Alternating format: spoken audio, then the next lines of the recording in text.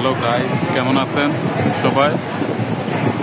আজকে আমরা আসলাম নিউ মার্কেটের চতুর্থ তলা পাসপোর্ট কর্নারে।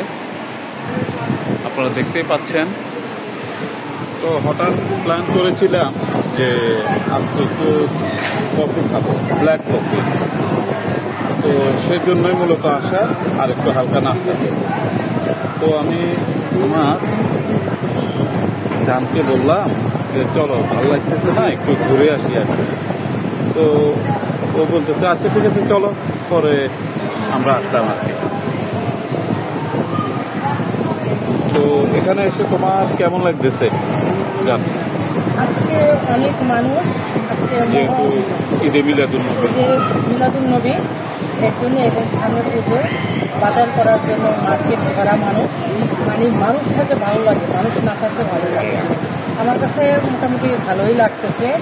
তোমার কাছে কেমন লাগতেছে? ভালোই। স্বপ্ন থেকে কি কি কিনলে একটু দেখা, তো স্বপ্ন থেকে গিয়েছিলে? স্বপ্ন থেকে আমি কিনেছি একটা কোরিয়ান একটা অ্যালোভেরা জেল, কোরিয়ান, চায়না না, কোরিয়ান। এটার দাম হলো 200 টাকা।